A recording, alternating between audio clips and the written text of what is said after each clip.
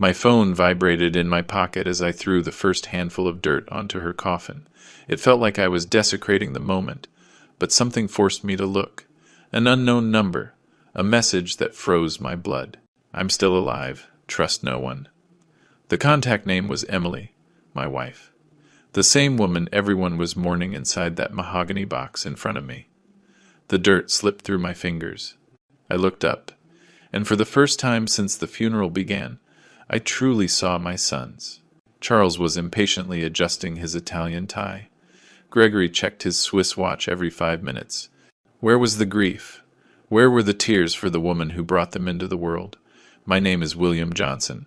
I'm 68 years old, and until 3 days ago, I thought I knew my family. Now, standing in front of the grave of Emily, my partner of 45 years, all I see are strangers. The priest finished his sermon as I put my phone away. The words were lost in the cold wind of the town where we built our life, and where now, supposedly, Emily would rest forever. Our house was only a 20-minute drive from the cemetery, a mansion I built with the sweat of my own hands, starting from a small mechanic shop to becoming the owner of the largest chain of car dealerships in the state. "Dad, it's time to go, Charles," my firstborn interrupted, placing a hand on my shoulder with fake compassion. "The guests are waiting for us at the house." I nodded, unable to speak. My mind was still fixed on that impossible message. We got into the black SUV. The driver drove in silence as I studied my sons' profiles, searching for any trace of the love Emily and I had given them. Charles, a corporate lawyer, always hungry for more. Gregory, a financier, calculating since he was a boy. Both successful. Both as cold as the marble of the headstone we had just left behind. The patio of the house was filled with people dressed in black. Neighbors, friends, business partners, local politicians. They all wanted to offer their condolences to old William Johnson, the man who had built an empire from scratch, the mechanic who became a millionaire. I shook hands automatically, like a programmed doll, while my mind replayed the last few days. Emily's death had been sudden, a heart attack, while I was out of state, closing the deal on a new dealership. By the time I got home, she had already been declared dead. They wouldn't let me see her. "She's in bad shape, Dad," Gregory had said. "We've already taken care of everything. The funeral was organized in record time. The casket is closed." "And, out of respect," Charles explained. My phone vibrated again as they served coffee in the main living room. The same number. Check the security videos of the house. May 10th, 3:40 p.m., back garage. May 10th was the day Emily died, 3 days ago. Excusing myself, I walked to my office. I locked the door and turned on my computer. The security system had been Emily's idea last year, after a robbery attempt in the neighborhood. 16 cameras distributed throughout the property. I accessed the files and selected the date, May 10th. I found the recording of the back garage. 3:38 p.m. Emily walks in normally, looking for something on the shelves. 3:39 p.m. Charles appears behind her. They argue. Emily shakes her head several times. 3:40 p.m. My son shoves my wife against the wall. He yells at her. She cries. 3:41 p.m. Gregory enters. He's holding something in his hand, a syringe. Between the two of them, they restrain Emily. 3:42 p.m. My wife falls to the floor. She convulses. My sons watch, motionless. 3:43 p.m. Gregory checks his mother's pulse. He looks at Charles. He nods. I turned off the monitor. The buzz of conversations from the patio continued, oblivious to the hell I had just witnessed. My own sons had murdered my wife, and now they were out there, receiving condolences, faking grief. Another message arrived. You'll find a letter in our special place. I love you, W. You're Emily. Our special place. Only Emily and I knew that code. It was the secret compartment behind the bookshelf in our bedroom, where we kept important documents and some personal memories. With trembling legs, I went up the stairs to our room. Emily's scent still lingered in the air, her jasmine perfume, her lotions by the vanity, the bed where we had slept together for the last time, just a week ago. I activated the mechanism on the bookshelf, which slid open silently, revealing a small safe. I entered the combination 230978. the date we met. Inside, I found a sealed manila envelope, my name written in Emily's unmistakable handwriting. I opened it with shaking fingers. My dearest William, if you are reading this, it means my suspicions were true. Do not trust our sons. For months, I've noticed strange behaviors. Conversations that stop when I enter a room, unexpected visits from Charles when you're not home, financial documents that disappear. I hired a private investigator. His name is Michael Sanders, a former federal agent. You will find his number at the end of this letter. He has all the proof. Charles and Gregory are in debt up to their necks. Failed investments, gambling, overvalued properties. They found out you changed your will last year, leaving a large part of our assets to charitable foundations. They couldn't accept it. I heard them, William. They were planning to eliminate both of us. First me, then you. A tragic accident, followed by your devastating depression and suicide. If I am dead when you read this, you must be careful. Pretend you know nothing. Contact Michael. He has prepared a plan. Forgive me for not telling you about this sooner. I wanted to protect you from this horrible truth. How do you tell a father that his sons are planning to murder him? I have loved you every day since I met you at that party all those years ago. You were my first and only true love. If I have died, do not mourn me for too long. Live, my love. Get justice, and then find peace. Forever yours, Emily. Tears blurred my vision. I held the letter to my chest as I sobbed silently. Emily had foreseen her death. She had tried to protect me until the very end. At the bottom of the envelope, I found a small card with a phone number and the name Michael Sanders. There was also a USB drive. I heard footsteps in the hallway. Quickly, I put the letter and the drive in the inside pocket of my jacket. I closed the safe and moved the bookshelf back into place just as the door opened. Dad, what are you doing up here alone?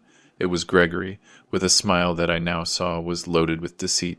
The guests are asking for you. I needed a moment, I replied, discreetly wiping my tears. You know, remembering your mother. Of course, I understand. His gaze scanned the room, pausing briefly on the bookshelf. Do you need help getting down? No, son. I'm fine. Gregory nodded and offered his arm. I took it, faking weakness, leaning on the arm of the man I had just watched kill his own mother. My body trembled, but not from grief. It was rage, a cold, methodical rage that was beginning to build inside me. The rest of the afternoon passed like a slow-motion nightmare. I shook hands, received hugs, listened to words of comfort that slid off me without penetrating, all while watching my sons move among the guests like perfect hosts, receiving condolences for the mother they themselves had murdered. Richard Miller, my lawyer and friend of 30 years, approached me discreetly. William, whenever you need to go over Emily's papers, I'm at your disposal, he said in a low voice. There are certain matters we should attend to soon. What matters, Richard? I asked, studying his face. The life insurance, mainly. Charles mentioned to me that Emily increased it a few months ago, a considerable sum. I had never heard about such an increase. Emily and I shared all financial decisions, or so I thought. We'll talk about it later, I replied, keeping my expression neutral. Maybe tomorrow, when there are fewer people. Richard nodded and walked away. I watched him chat animatedly with Charles in a corner. Was my lifelong lawyer involved too? How deep did this conspiracy go? By 8 o'clock, the last guests had left. The house fell silent, now inhabited by only 3 men, a devastated father and 2 murderers. Dad, you should get some rest, Charles suggested, patting my back. It's been a very hard day for everyone. Yes, maybe you're right, I conceded, feigning exhaustion. Are you two staying here tonight? Of course, Gregory replied. We wouldn't think of leaving you alone right now. They didn't want to leave me alone. Of course not. The second part of their plan must already be in motion. Thank you, sons, I murmured, hugging them both, suppressing the urge to strangle them right there. I don't know what I'd do without you. I went up to my room, locked the door, and sat in the darkness. The silence of the house seemed to amplify the beating of my heart. I took out my phone and stared at Michael Sanders' number. It was almost 9 at night. Too late to call? I decided to send a message. This is William Johnson. Emily left me your letter. We need to talk. The reply came almost immediately. I've been waiting for you, Mr. Johnson. Do not use your regular phone to communicate with me. It is likely being monitored. In your garage, under the red toolbox, you will find a burner phone. Use it to call me. Trust no one inside your house. I stared at the message for a long time. Emily's paranoia had not been unfounded. She had prepared everything, anticipating the worst. I waited until the house was completely silent. At 11:30 p.m., I took off my shoes and slipped quietly out of the room. I went down the stairs, avoiding the steps that creaked, knowledge acquired from decades of living in this house. I crossed the kitchen and entered the garage. The red toolbox had been mine for years. I opened it carefully and lifted the top tray. Underneath, just as Michael had indicated, I found a small black cell phone with its charger. I turned it on. It had only one contact saved. M.S. I returned to my room with the same stealth. Once safe, with the door locked, I dialed the number. Mr. Johnson. A deep voice answered on the first ring. I'm deeply sorry for your loss. Are you Michael Sanders? Yes, sir. Your wife hired me 2 months ago. I have all the information you need. But we can't talk on the phone. We need to meet. When? Tomorrow. Your sons are leaving at 10 a.m. to meet with the lawyer, Richard Miller. I know because I intercepted their communications. We'll have about an hour. There's a coffee shop on Morelos Avenue. The old one. I'll be at the back table at 10:15. I'll be there. I promised. Mr. Johnson, one last thing. The USB drive Emily left you. Do not look at it on your computer. Bring it with you tomorrow. And for God's sake, act normal. Your life depends on it. The call ended. I sat in the darkness, holding that small phone as if it were a life raft in a stormy ocean. Through the window, the moon illuminated the garden that Emily had designed with so much love. The rose bushes she pruned every morning, the fountain where the birds drank at dawn. Everything seemed so normal, so peaceful, and yet my world had collapsed in a matter of hours. I lay down fully clothed, too alert to change or try to sleep. The clock read 12:30 a.m. when I heard soft footsteps in the hallway. Someone stopped in front of my door. The handle turned slowly, but the lock held. The footsteps moved away. Charles, Gregory, both. Had they come to check if their father was asleep, or to execute the next phase of their plan? My regular phone vibrated on the nightstand. A text message from Charles. Dad, are you awake? I heard noises in your room. Do you need anything? Lies. More lies, I replied. I'm fine, son. Just can't sleep. Tomorrow is another day. Get some rest, Dad. We love you. We love you. The cruelest words I had ever read. The sunrise found me sitting by the window, watching the light transform Emily's garden. I hadn't slept. I hadn't cried anymore. The initial shock had given way to a steely determination. I showered and dressed carefully, choosing an outfit appropriate for a recent widower. A dark shirt, gray pants. The watch Emily had given me on our last anniversary. I put both phones and the USB drive in my pockets. When I went down to the kitchen, I found my sons making breakfast. Dad, we didn't expect to see you up so early, Gregory exclaimed, pouring coffee into porcelain cups. I couldn't sleep much, I replied, sitting at the table. The bed feels so empty without her. Charles placed a plate of fruit in front of me. Eat something, Dad. You need to keep your strength up. Thanks, son. I picked up a piece of melon and studied it carefully before bringing it to my mouth. Could it be poisoned? Was this how they planned to get rid of me? A toxic breakfast served by filial hands? By the way, Dad, Charles began, sitting across from me. Gregory and I have to go out for a bit this morning. Richard wants us to review some preliminary papers about, well, legal matters. Mom's will, Gregory clarified, always more direct. Life insurance issues, things that have to be taken care of even if it's painful. I understand, I said, nodding slowly. What time will you be back? Before noon, for sure, Charles replied. Will you be okay alone for a little while? Of course. Maybe I'll go for a walk. The doctor always says walking is good for me. Good idea, Dad, but don't overdo it. We ate breakfast in an awkward silence, broken occasionally by trivial comments about the weather or sweetened memories of Emily. I barely touched my food, limiting myself to moving the fruit pieces around the plate and pretending to drink the coffee. At 9:45, my sons stood up simultaneously. We should get going, Charles announced. checking his watch. "We'll be back soon, Dad." I walked them to the door, waving as Gregory's car pulled away down the driveway. The moment they were out of sight, I ran to my room. I grabbed a light jacket and the keys to my own car. The old coffee shop was a 10-minute drive. I parked a block away and walked the rest of the way, constantly looking around me. Paranoia was starting to set in, but perhaps it was justified. The place was small, cozy, with wooden tables and the aroma of freshly ground coffee filling the air. In the back, just as he had promised, a man in his 52nds, heavy-set, with salt and pepper hair and a faint scar above his left eyebrow, raised his hand slightly as he saw me enter. I walked towards him, feeling the weight of curious gazes. No doubt my face had been in the local papers. The widower of the day. "Mr. Johnson," the man greeted, standing up and shaking my hand firmly. "Michael Sanders, please, sit down." I sat across from Michael Sanders, feeling the weight of the world on my shoulders. The coffee shop was quiet at that hour, with only a few tables occupied by people engrossed in their own conversations. "First, Mr. Johnson, I need to make sure you weren't followed," Sanders said in a low voice, his eyes scanning the place. "Your sons have people working for them, people I know from the scene." "What scene?" I asked. "The criminal underworld of this city. I was a federal agent for 20 years. I know the local players." He paused. "And now, some of them work for your sons." A chill ran down my spine.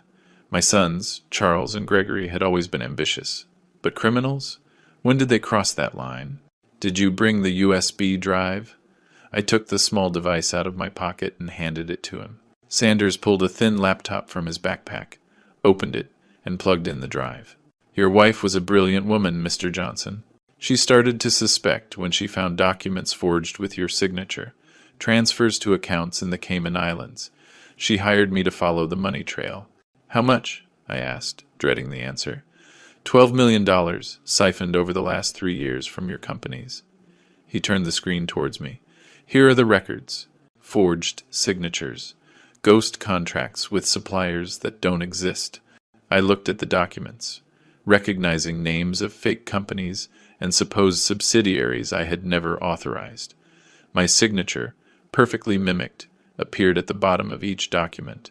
Emily discovered all of this by reviewing the financial statements.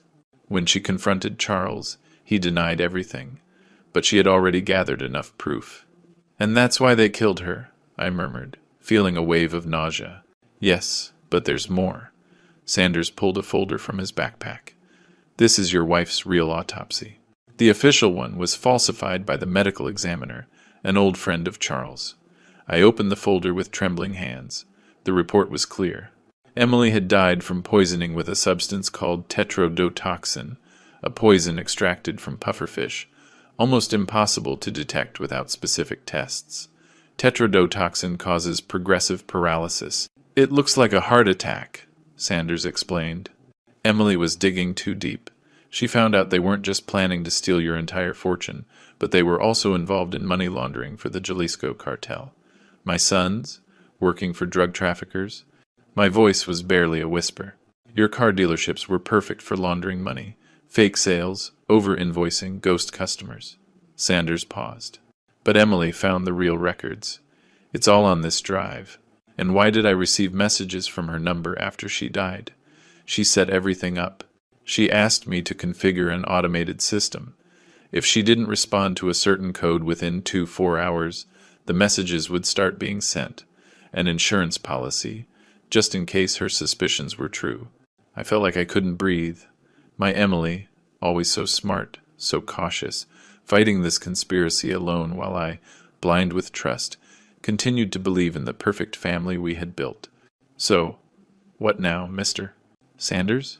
Do we go to the police? We can't trust the local police.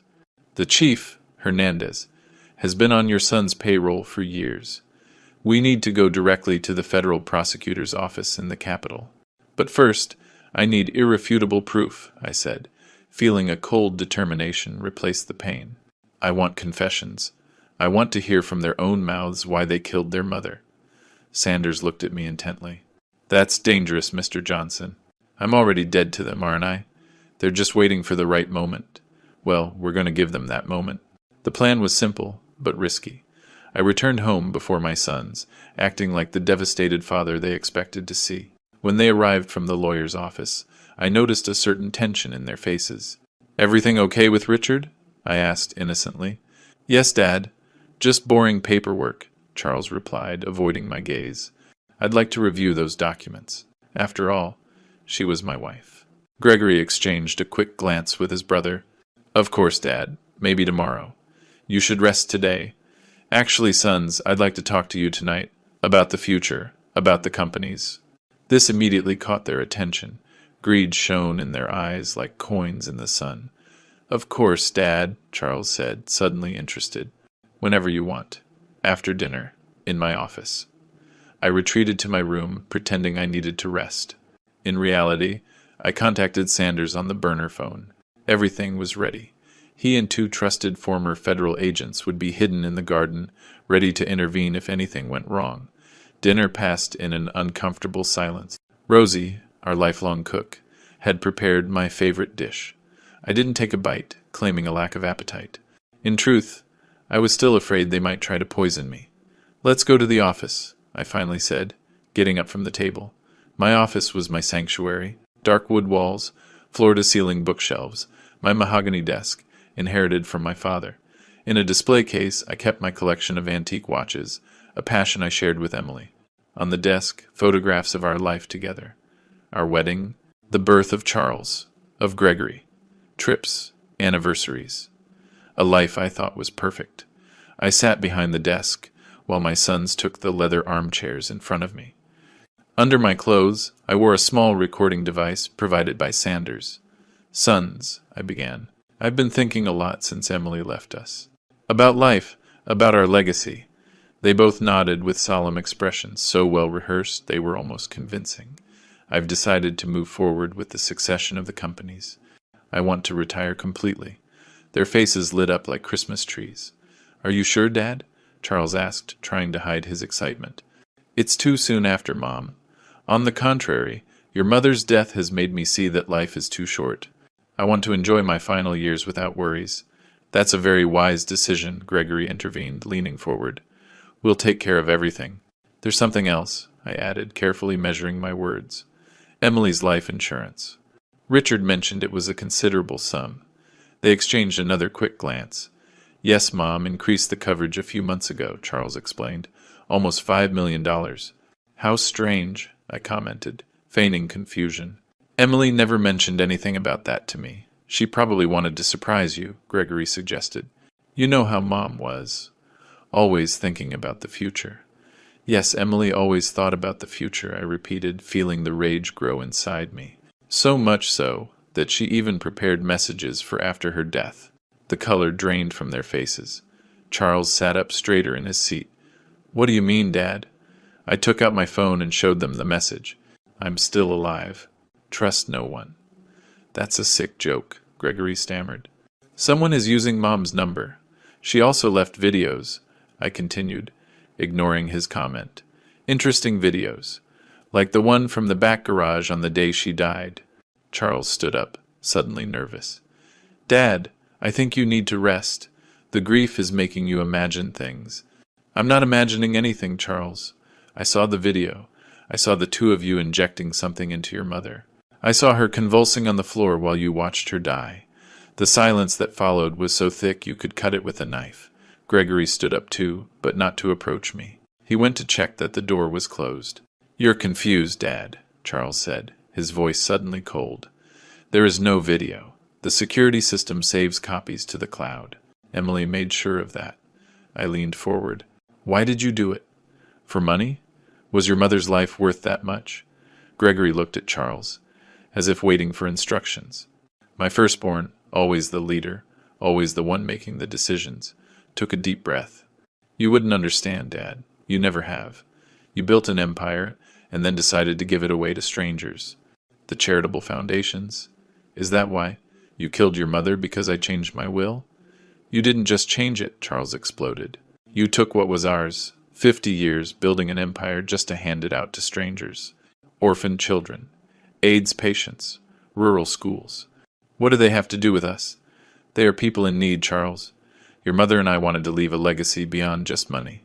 Your wife was on board with us, Gregory chimed in, his voice laced with contempt, until she found out about the offshore accounts. Then she became a problem. A problem you solved with tetrodotoxin, I said, pronouncing each syllable clearly for the recording. Pufferfish poison. Hard to get. Even harder to detect. Where did you get it? Charles smiled for the first time, a smile I didn't recognize on my son's face. We have connections, Dad. Connections that you, with your outdated morality, would never understand. The Jalisco cartel, I stated, watching their reactions. Money laundering through our dealerships. Emily found that out too, didn't she? Mom stuck her nose where it didn't belong, Gregory replied, slowly approaching the desk, just like you are now. In that moment, I understood that the plan had worked too well. My sons were confessing. Yes, but they had also decided it was time to eliminate me. They wouldn't wait any longer. The dose for you will be larger, Charles said, reaching into his jacket pocket. We won't make the same mistake we did with Mom. She suffered too much.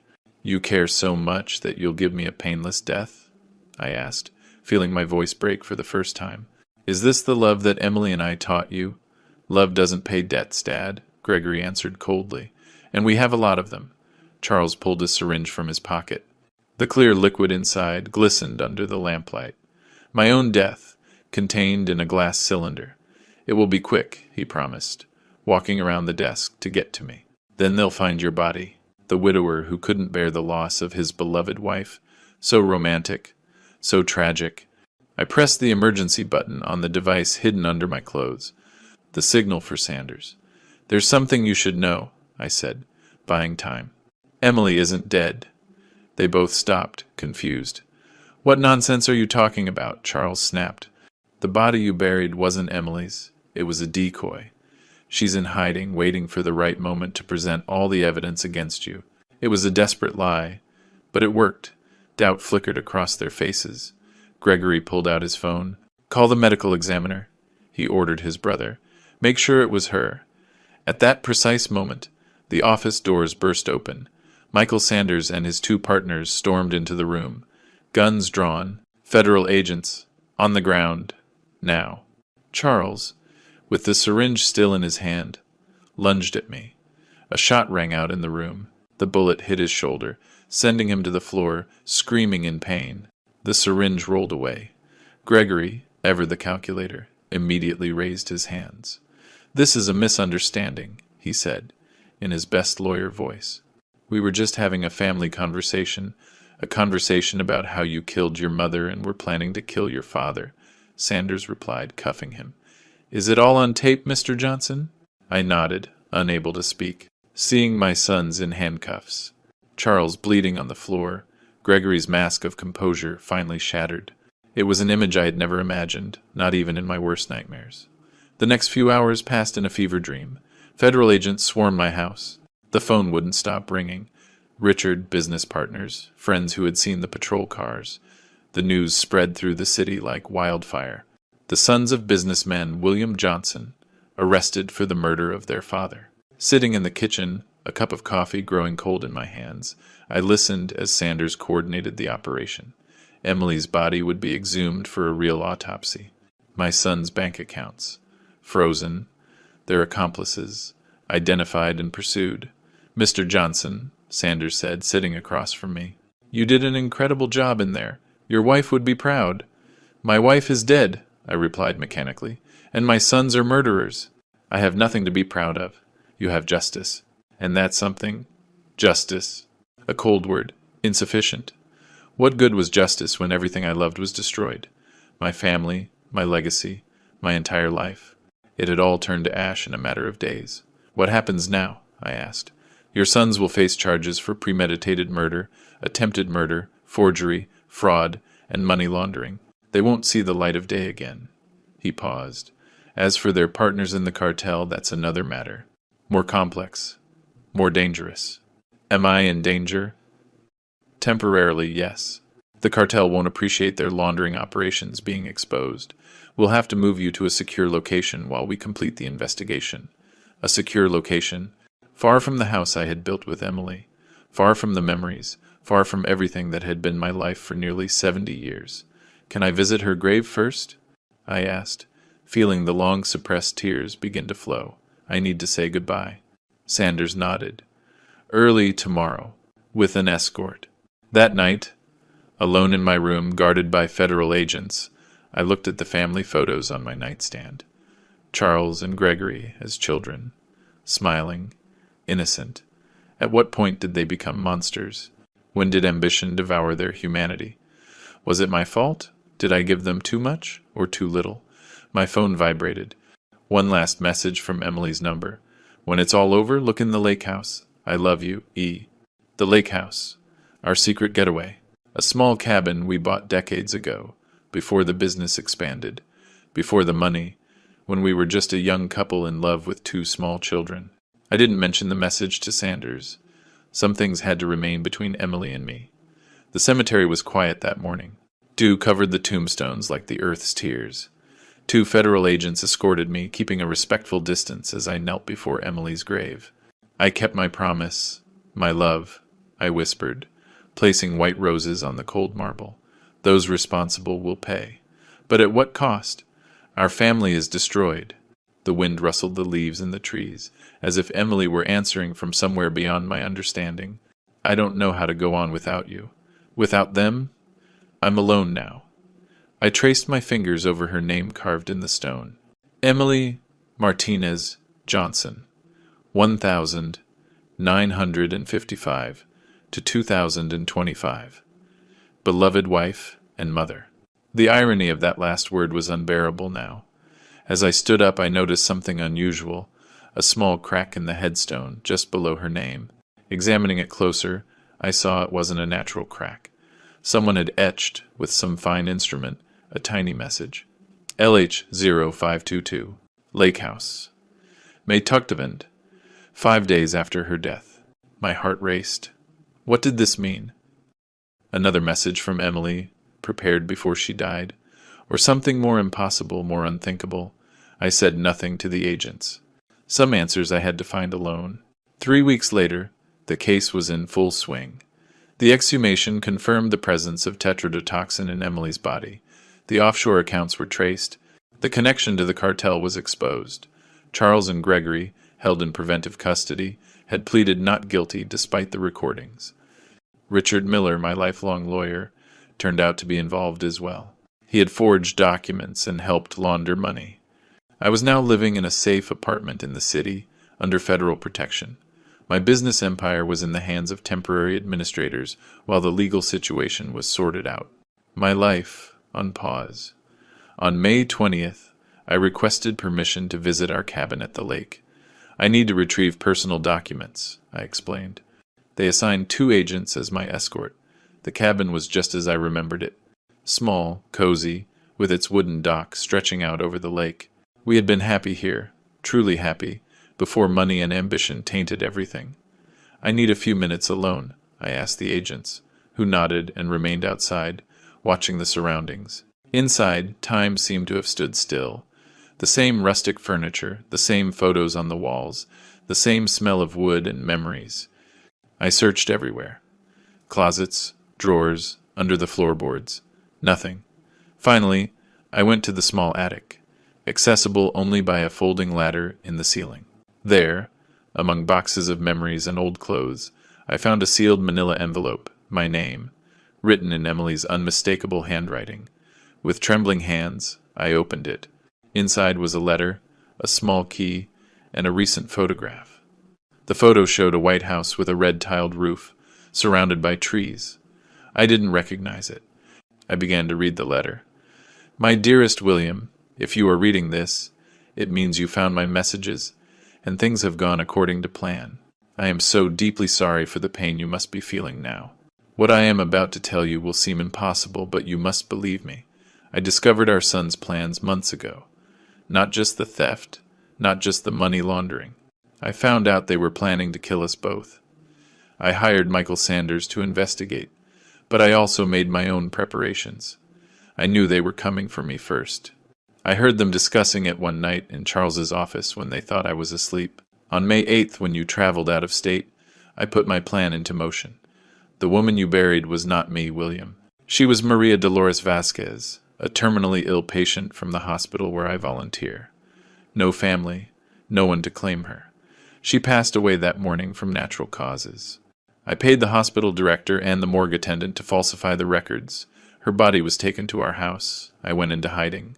I watched from a distance as Charles and Gregory discovered the body. How they faked their grief, how they prepared for your return and the sham of the funeral.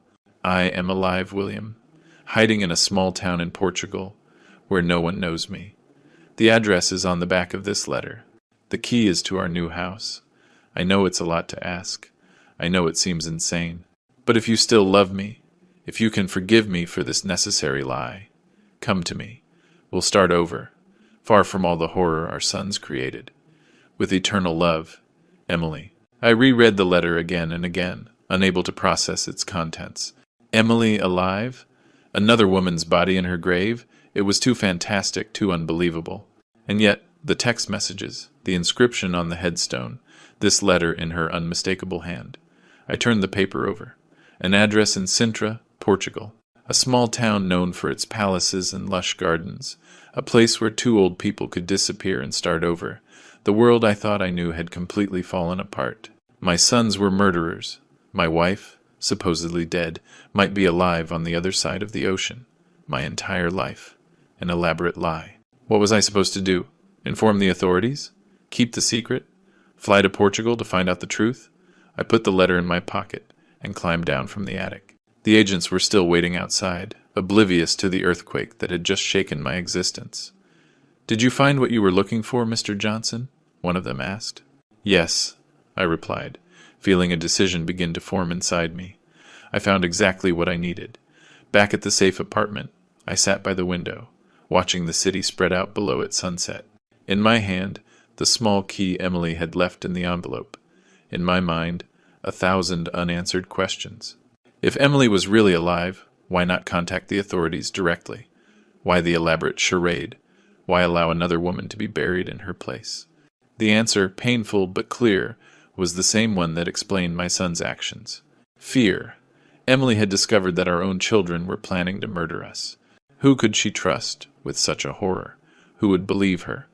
Worse, who would protect her when the murderers were the respected heirs to the Johnson Empire, with connections all over the city? Her plan, though extreme, had worked.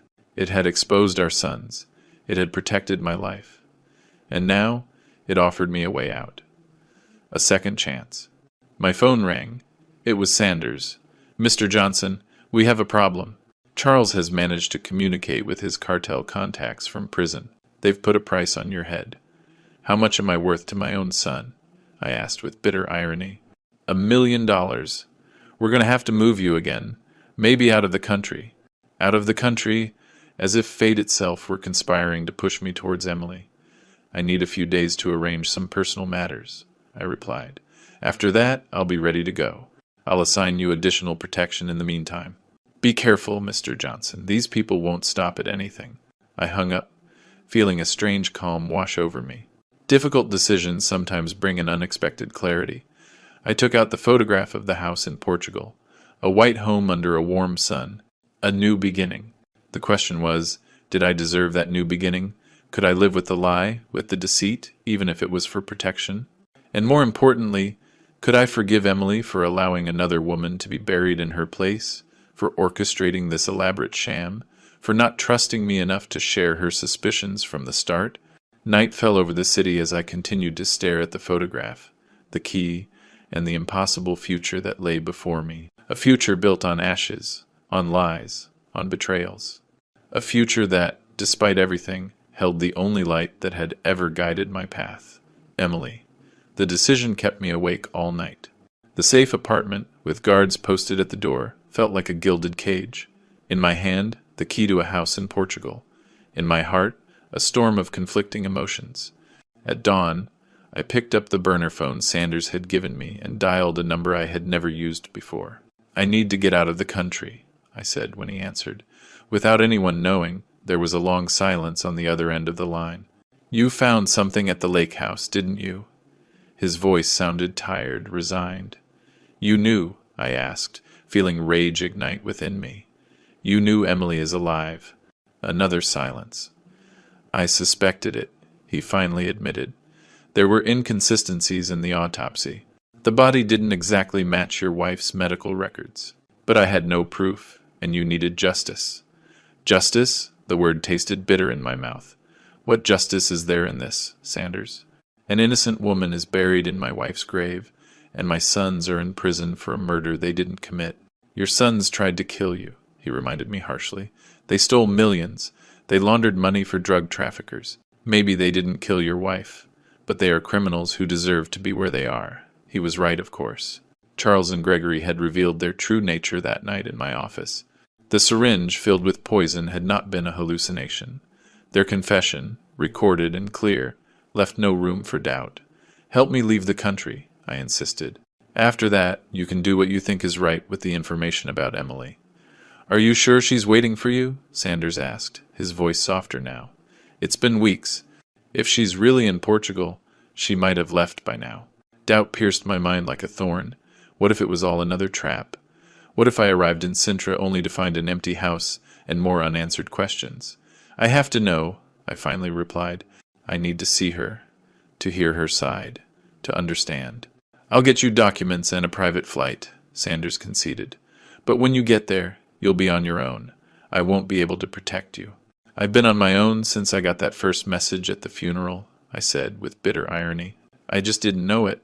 48 hours later, I landed in Lisbon with a fake passport and a new identity.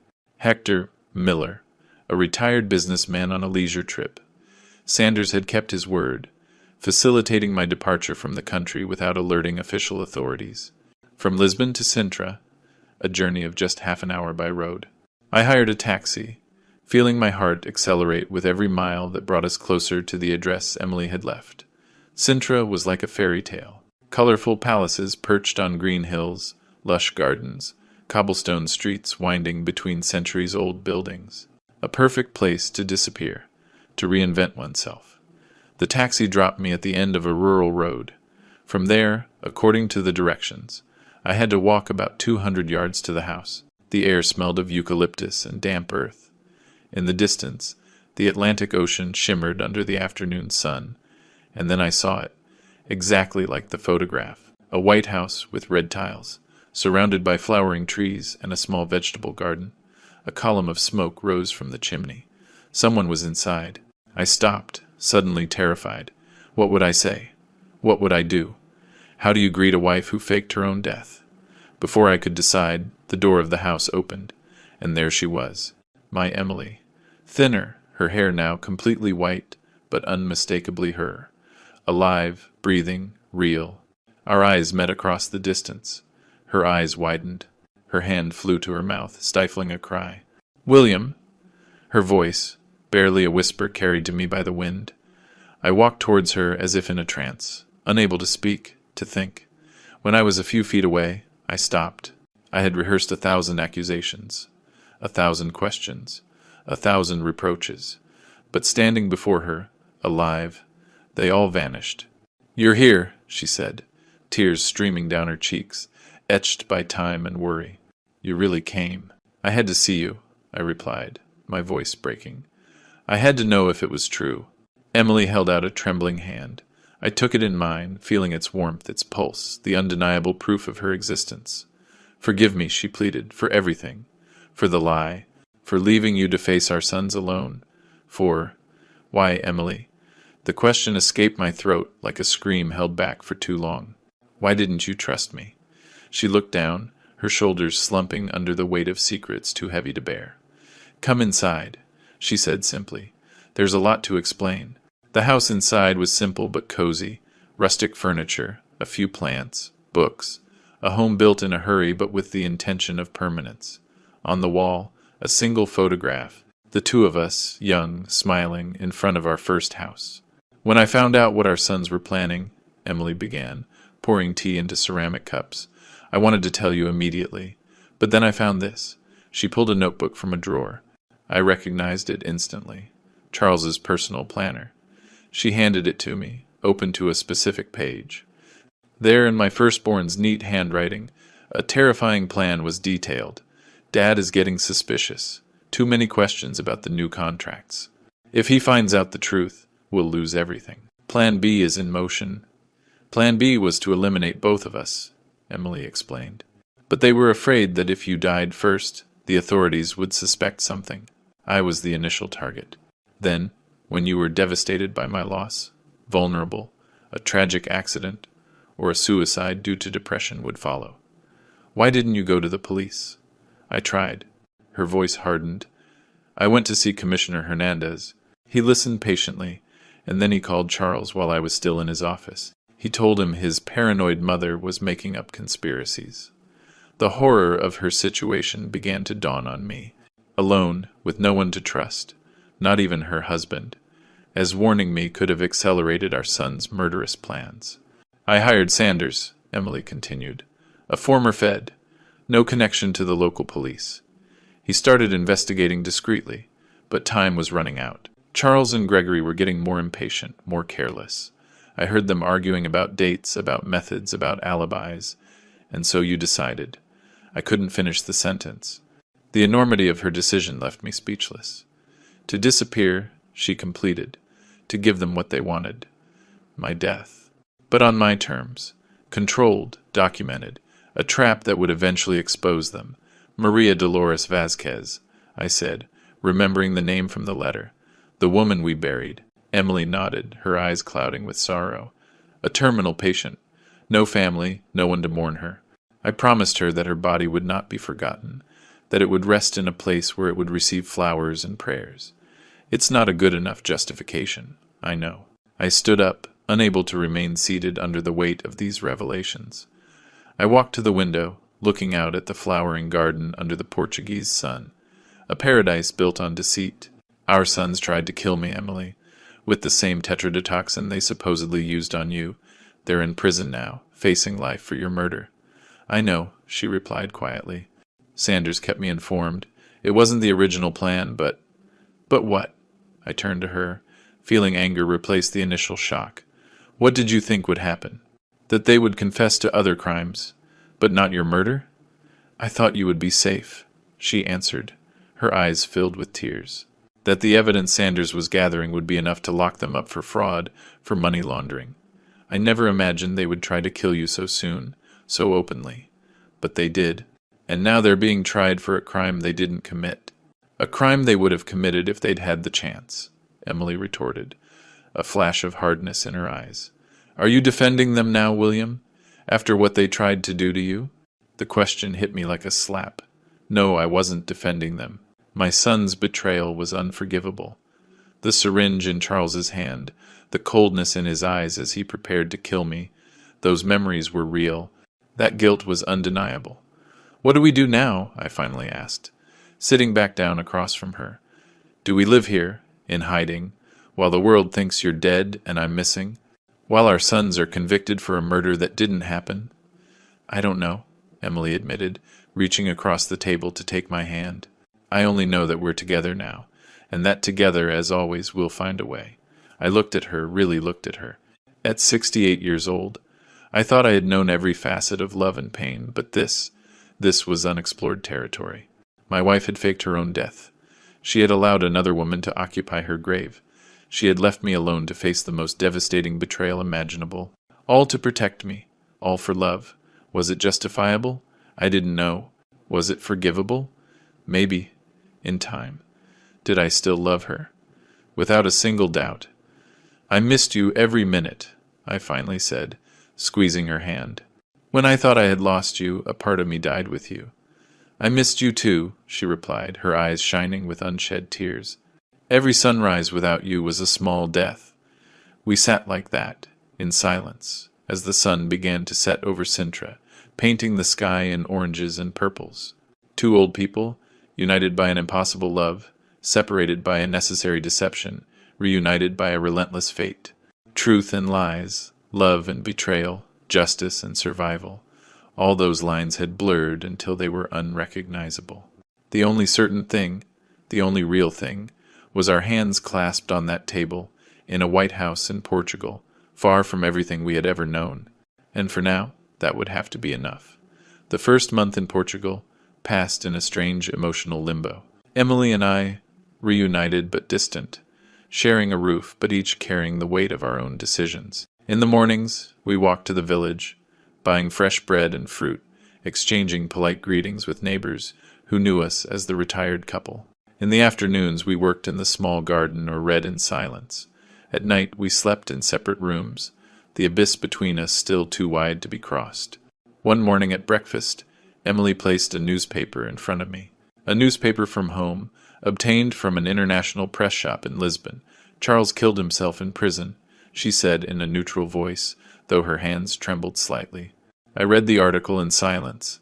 My firstborn son, the brilliant lawyer, the manipulator, the one who held the poison-filled syringe that night in my office, had hanged himself with his bedsheets. It left no note. He asked for no forgiveness. I felt a dull ache in my chest. Despite everything, he was still my son, the little boy I once carried on my shoulders, whom I taught to ride a bike, whose victories I celebrated and whose tears I dried. Gregory knows now, Emily added, pointing to a smaller article. He confessed to everything during his brother's funeral. The fraud, the money laundering, the attempted murder against you. Everything except my death, because now he knows it didn't happen. How? Sanders showed him proof. My passport used to leave the country. Recent photographs. He offered him a deal. A full confession in exchange for a reduced sentence. And the authorities? What do they know? Officially, I'm still dead. The exhumation revealed the body wasn't mine.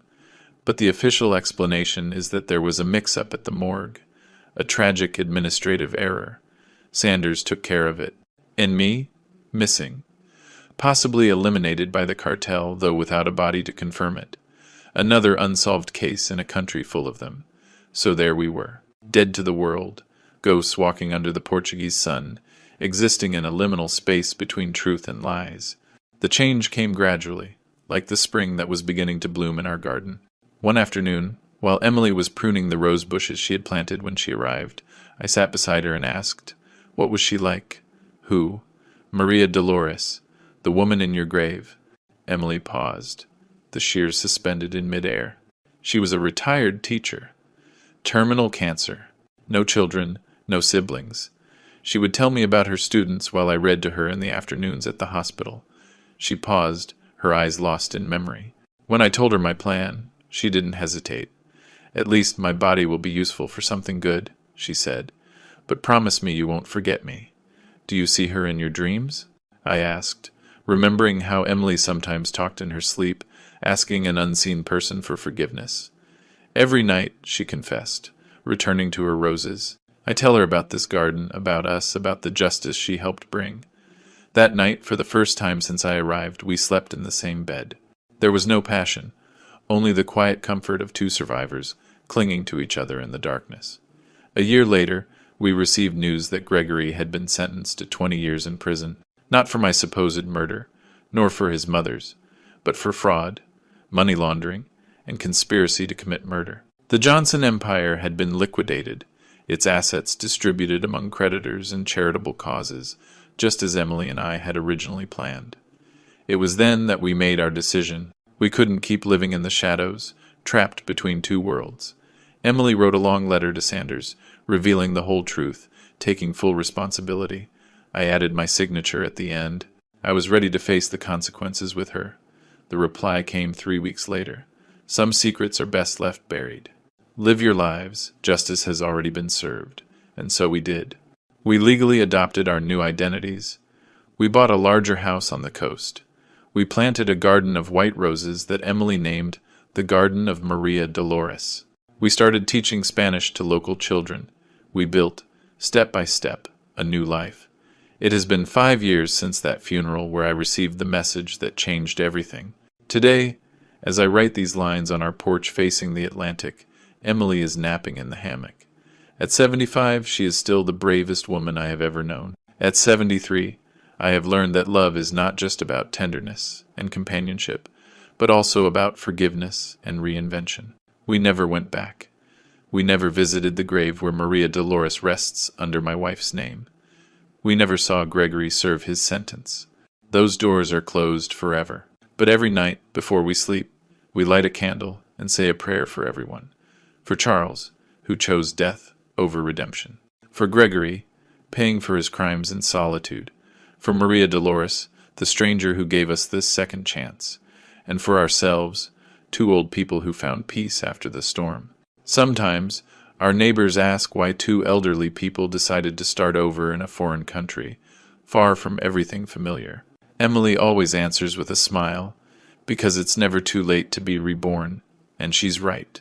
In the twilight of our lives, when most are preparing for the end, we found a new beginning. A bitter miracle, built on necessary deceptions and painful truths, but a miracle nonetheless.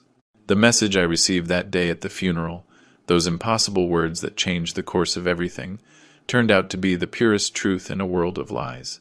I'm still alive. Trust no one. And it was true. Emily was still alive. And in a world where our own sons had conspired to kill us, trust had become a luxury we couldn't afford, except with each other. Between us, trust was reborn, like the white roses in our garden, stronger after the pruning, more beautiful after the storm. This is our story.